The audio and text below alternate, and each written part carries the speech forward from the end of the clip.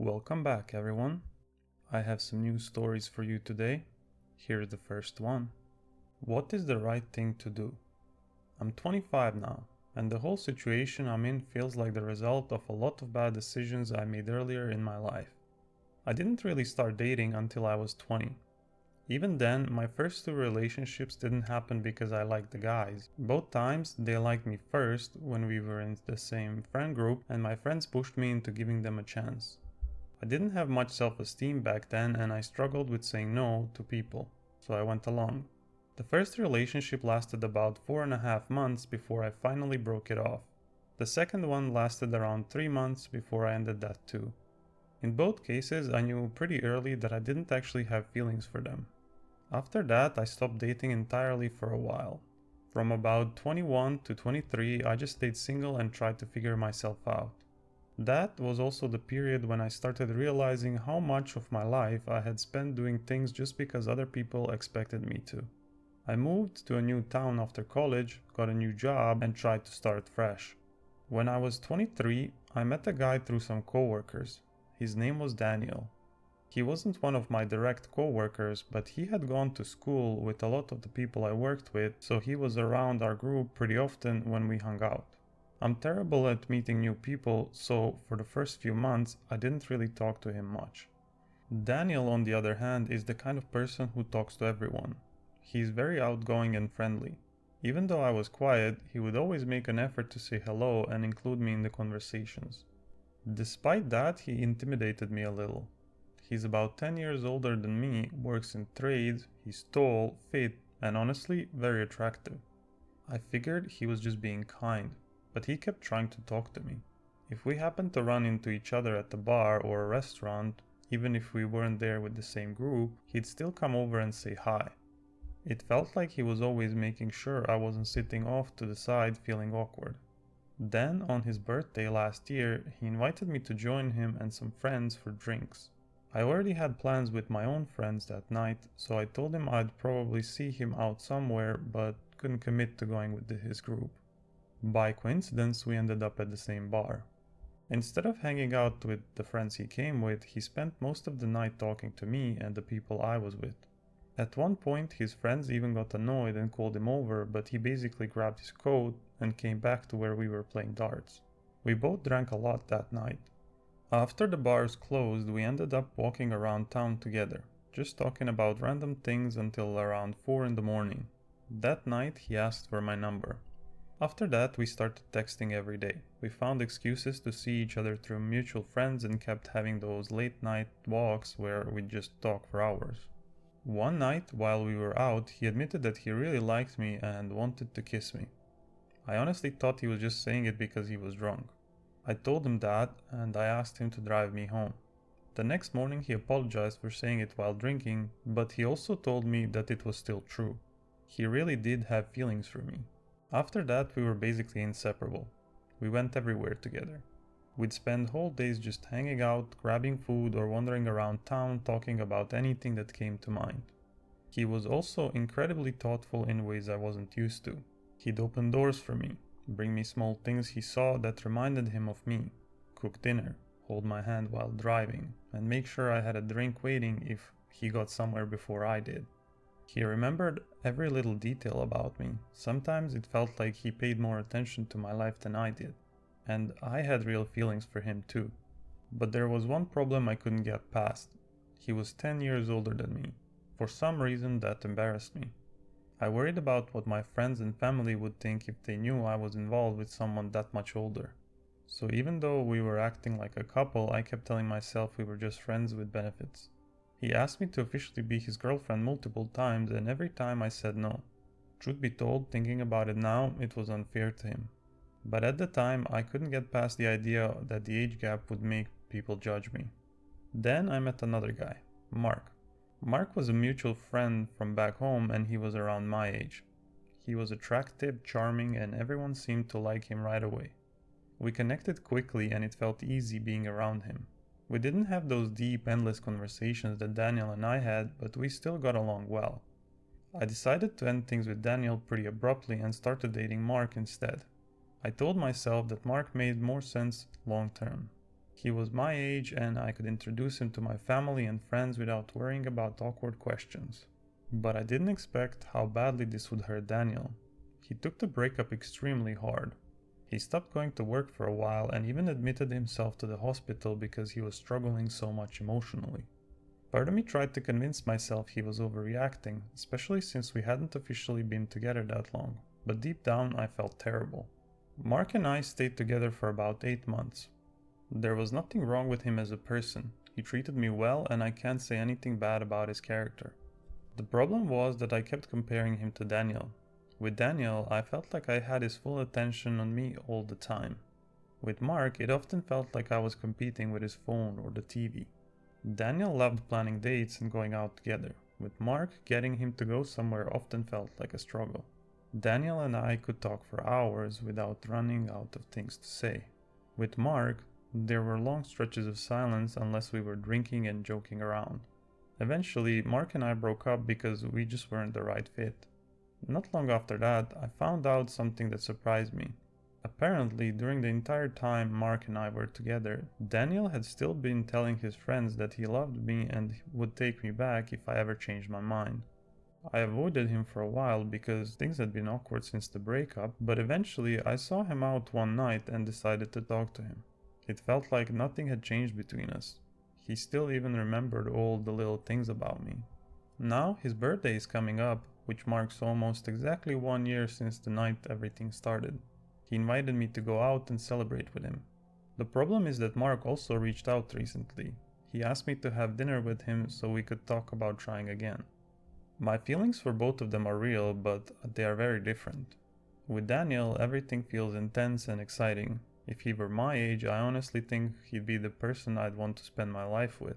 But he isn't my age, and that gap still bothers me in a way I can't fully explain. With Mark, things feel simpler and more appropriate. My friends and family like him, and I know he would fit easily into my life. But the idea of getting back together with him makes me feel strangely anxious. Also, I feel like it would be just as wrong to go back to Mark if my heart keeps drifting back to someone else. Okay, I thought this story would end something like, she broke up with Daniel and then decided to date Mark, but she's contemplating if it was a mistake to break up with Daniel. I didn't expect that she actually still has a choice. I guess Daniel is a very forgiving guy on top of everything else.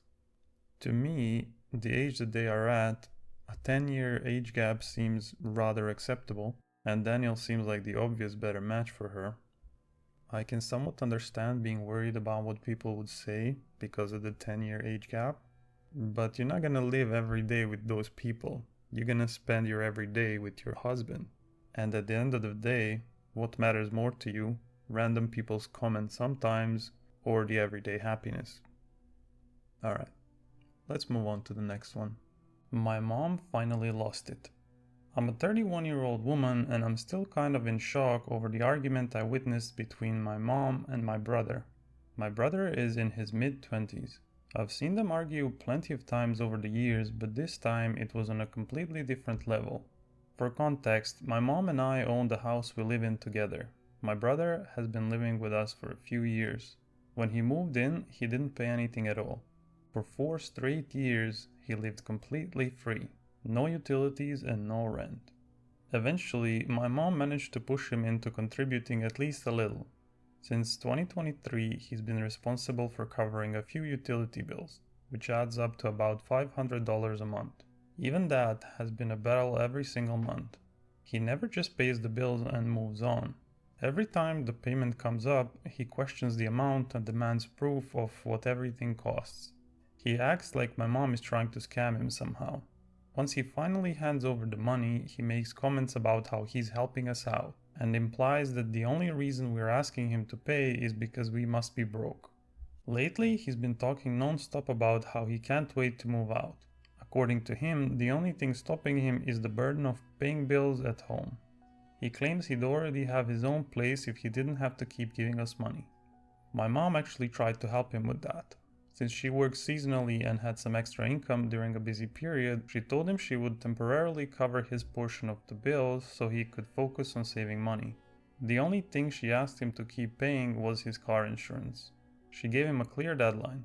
He had until June to save up as much as he could, and after that he would need to move out and get his own place. Instead of using that opportunity responsibly, he basically treated it like a vacation. Since that agreement, he's gone on 2 out-of-state trips. One of them was a 4-day bachelor party. He's also been going out regularly for poker nights with his friends and spending money on whatever he wants. Meanwhile, my mom has been working 6 days a week trying to make enough to cover the extra expenses she took on him. On top of that, he contributes absolutely nothing around the house. He won't do dishes, clean up after himself, or help with basic chores. And, through all of this, he hasn't thanked my mom even once. The only thing he's still responsible for is that one car insurance payment, and even that has been a struggle.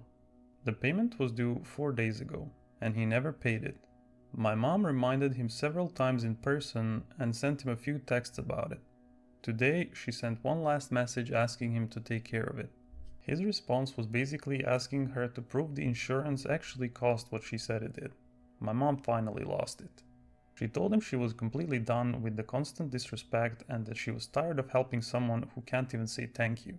She said all she wants at this point is peace in her own house. Then she dropped the biggest bomb I've ever heard from her. She told him she's removing him from the car insurance immediately and that the original move-out deadline no longer applies. Instead of having until June, he now has 3 weeks to get out. I've heard her threaten to kick him out before, but this time it felt different. She sounded completely done. My brother seemed to realize that too, because a meltdown followed. He went through every possible reaction you could imagine. At first, he started yelling and accusing her of being unfair. Then, he started crying and acting like he was the victim in the situation. He called her names, claimed she was losing her mind, and said she needed professional help because she was acting irrationally. He kept insisting that cutting him off like this proved that she didn't care about him. At one point, he tried to drag me into the argument and get me to defend him, but I refused to do so. Then, he started calling other people looking for backup. Basically, he was trying to recruit anyone he could to pressure her into backing down. He even argued that having to get his own car insurance would be an emotional burden for him. The entire thing lasted about 3 hours and my mom didn't budge once. Normally, she eventually softens and compromises, but this time she stayed firm the whole time. I'm trying not to get my hopes up too much because she has threatened eviction before and then backed off later. But this is honestly the closest she's ever come to actually following through. Okay, well, I guess if you spoil them, then you get to enjoy how spoiled they are. I can understand a parent trying to take care of their kids and trying to help them out in life, and that's totally fine. I can also understand kids living with their parents to save money, but this dude, my main issue is just how ungrateful and rude he is. Obviously he needed a lesson, and sounds like he's about to get one. It may not seem so at first, but I think that's probably best for everybody. Alright, let's go to the next story. Nothing I do is good enough. My girlfriend and I are both in our early 20s. We've officially been together for almost a year, but we had been talking on and off for about 2 years before we actually started dating. We're technically long distance, but it's not that far. She lives about an hour and a half away. I don't have a car yet, so whenever I go see her, I take the bus. A round trip ticket is about $50, which isn't amazing, but it's manageable. I've been doing that pretty regularly just so we can spend time together in person. For most of the relationship, things were pretty good. We have different personalities, but it felt like those differences balanced each other out. I'm a pretty calm and quiet person. I wouldn't say I'm cold or distant, but I'm definitely not super expressive either. I like my peace and I really value my alone time when I get it. My girlfriend is the opposite. She's very bubbly, talkative, energetic, and quirky. She likes constant interaction and conversation. I actually like that about her. It just means we approach things differently. Another big thing about me is that I'm a gamer. I love video games and most of the free time I have outside of work ends up going towards that. Because we're long distance, we FaceTime a lot.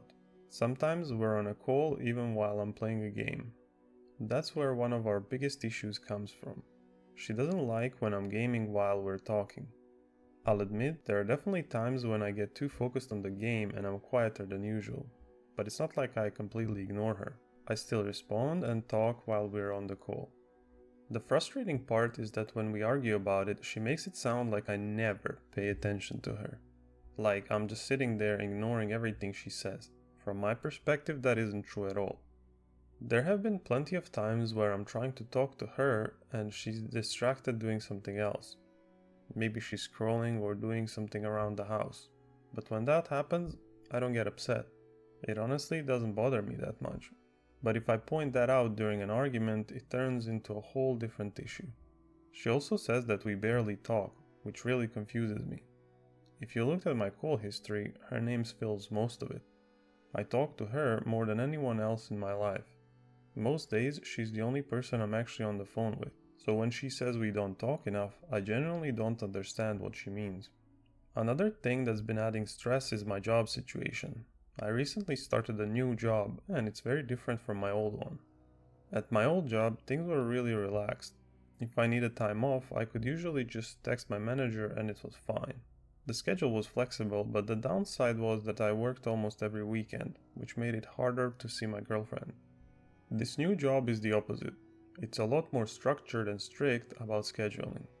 I'm also still in the probation period, so I'm trying to avoid calling out or asking for too many favors because I don't want to risk losing the job.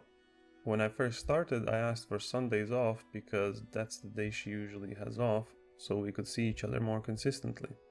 Valentine's Day ended up being a problem though.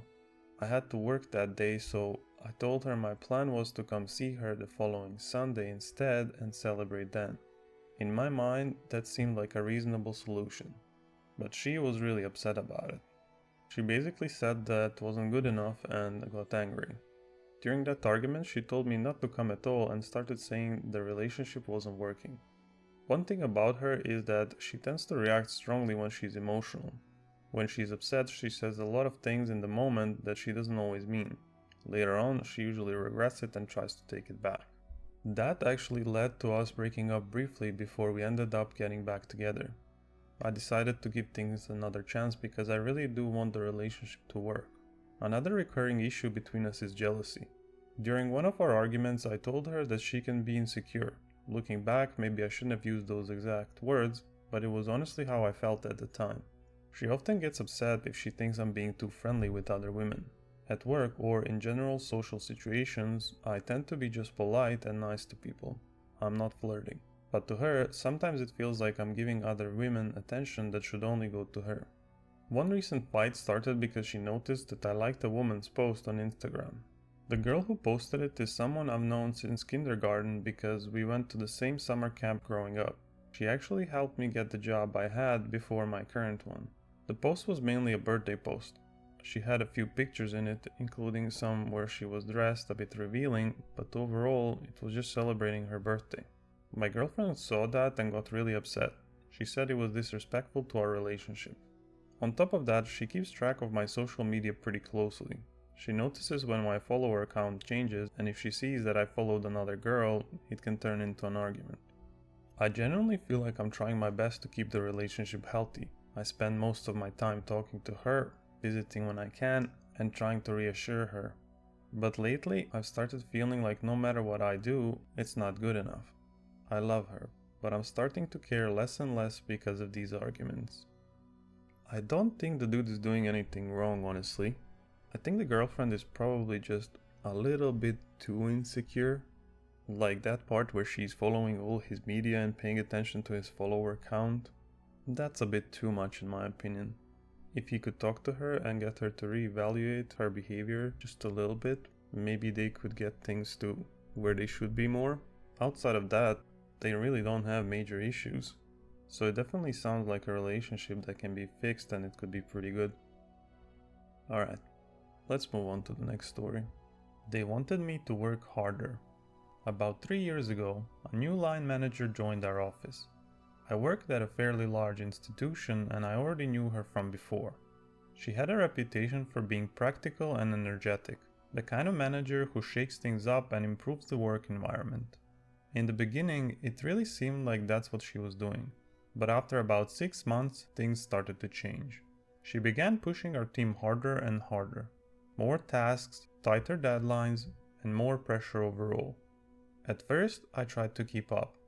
I'm known in the office as someone who works hard and delivers high quality results. The problem was that the more I delivered, the more she gave me. Eventually, I told her that the workload was becoming too much. Her response was that it was my responsibility to tell her when things were too heavy.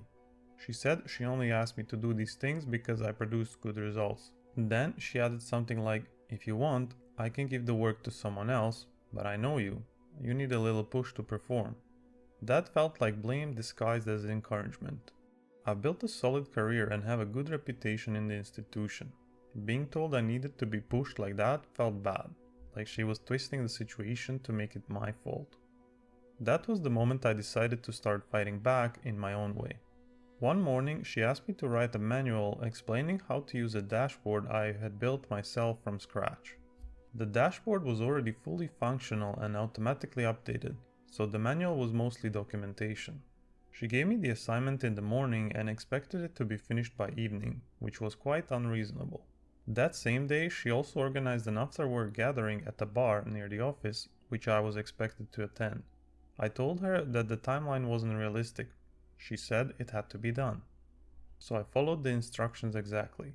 I worked on the manual during the day, then went to the gathering with the rest of the team. When the event ended, everyone else went home, but I walked back to my desk and kept working. I made sure she noticed I was still there at around 8:30 in the evening. When she saw me, she looked surprised and told me I should go home. She even said the manual could easily wait until the next day and that I needed to think about my family. I reminded her that I had already told her the deadline was unrealistic earlier today, but she insisted it had to be finished. So I stayed. I worked until the document was complete, just before midnight. Next morning, she called me into her office. She said it was unnecessary for me to work that late and that I needed to take better care of my work-life balance. I calmly explained that I had already warned her about the deadline, but she didn't accept the answer at the time.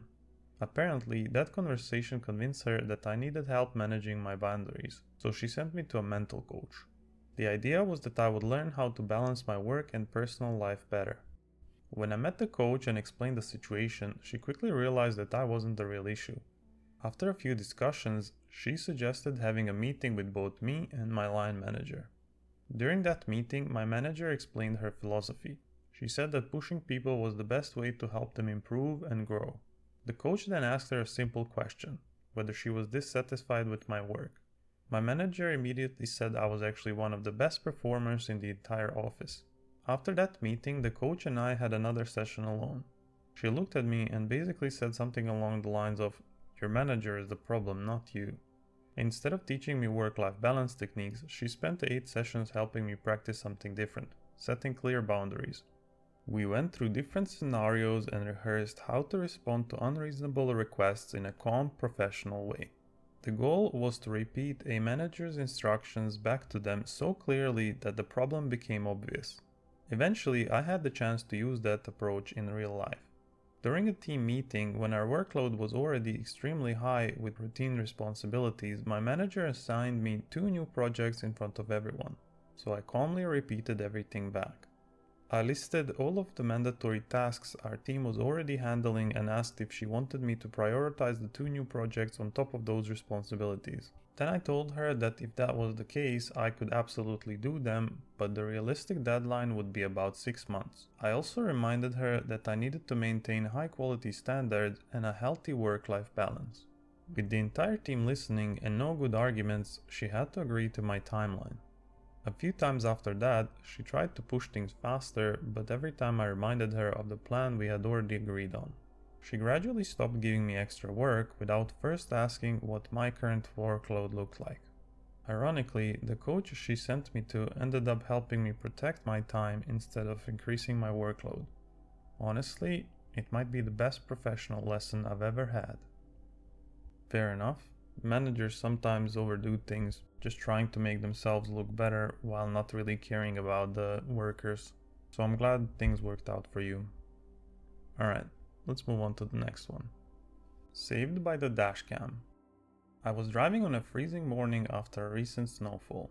The roads were clear though, just a light snow that was melting as it hit the pavement. I was on autopilot doing my normal routine. I was driving my son to daycare before heading to work. While I was stopped at an intersection waiting for a bus to pick up passengers, I suddenly heard a loud bang and felt a massive impact. A car slammed into the back of my truck. My first reaction was the usual confused, "What the fuck just happened?" Meanwhile, my kid thought the whole thing was hilarious and was laughing like it was a ride at an amusement park. That actually helped me calm down a little. It was brutally cold outside, so nobody moved for a couple of minutes. Eventually, I got out of my truck. The driver who hit me wasn't very talkative and had a weird attitude.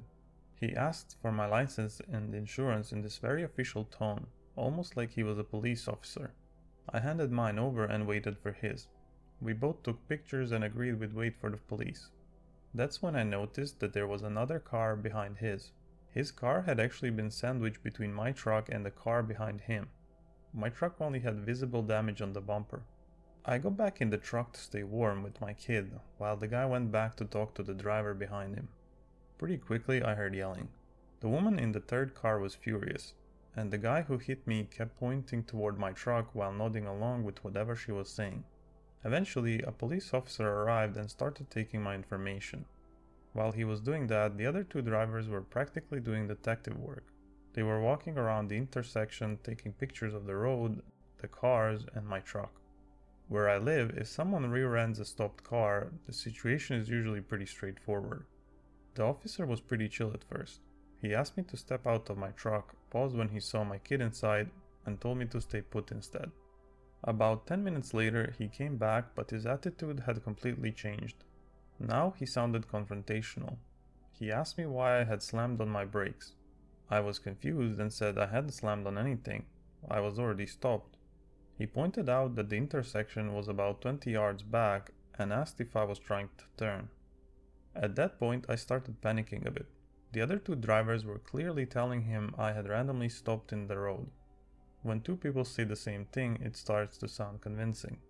It was early morning, freezing cold, and I started panicking, so I didn't explain well why I had stopped beyond normal traffic flow. The officer walked away looking frustrated and told me to wait.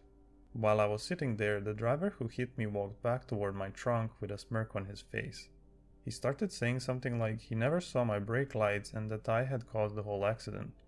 Right then, the officer came back with paperwork and was clearly ready to start writing citations. At that moment, something random triggered my memory. A Christmas song was playing from my phone. That's when I suddenly remembered I had installed a dashcam earlier during Christmas. I had completely forgotten about it. It was one of those small cameras that just sits on the windshield and connects to your phone if you want to check the footage. While the officer was asking for my insurance again, I started scrambling to open the app. When I finally got it open, I saw a still image from the exact spot where the accident happened. I told the officer I might have the whole thing on video. His attitude immediately shifted. The footage took forever to load because it was my entire 30-minute commute and the file was huge. Eventually the officer gave me his card and asked me to send the video later. But before he walked away, I handed him my phone. He quickly found the exact moment of impact. We watched the clip together. It showed my truck stopped behind a bus that had pulled over to pick up passengers. You could hear the crash and see the camera shake.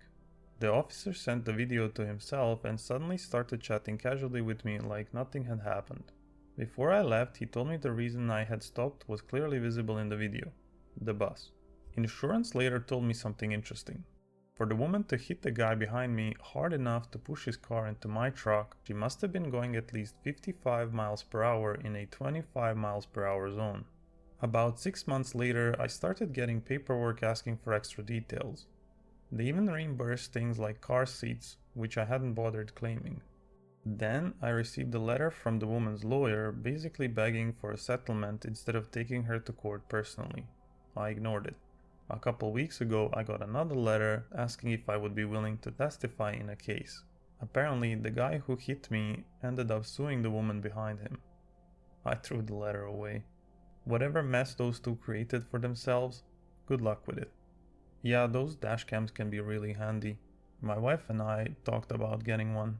We don't have it yet, but here's some extra inspiration to get it. Alright, let's move on. My airport charging bench situation. This happened last week during a 3-hour layover at the airport. I got to my gate early and found one of those benches with built-in USB charging ports. My laptop and phone were both low on battery and I had some work to do before my flight, so I sat down and plugged both of them in. About 45 minutes later, a woman with a stroller and a kid who looked around 6 or 7 sat down next to me. There were 4 USB ports on the bench and 2 of them were still free. She plugged her device into one of the open ports. Then she leaned over and asked if I could unplug one of my devices because her daughter needed both ports for her iPad and her headphones charger. I told her no, I needed my devices charged. She let out a really dramatic sigh and said her daughter's iPad was almost dead and that the kid gets really upset on flights without it. Then she added that whatever I was doing probably could wait. I told her I was working and that I had gotten there first. She just stared at me for a second and then said it was disappointing when adults can't make small sacrifices for the sake of children. Then she turned to her daughter and loudly said that some people just don't care about kids. I barely stopped myself from saying anything further. I just put my headphones on and went back to my work. My laptop charged to about 95%. Her kid watched something on the iPad the whole time using the one free port that had been available from the start. The charging bench is a public thing for everyone to use, but she acted like it was her family's personal power strip. Some people are just special, and they think the whole world revolves around them. Alright, that's all I have for you today. Until next time, see ya!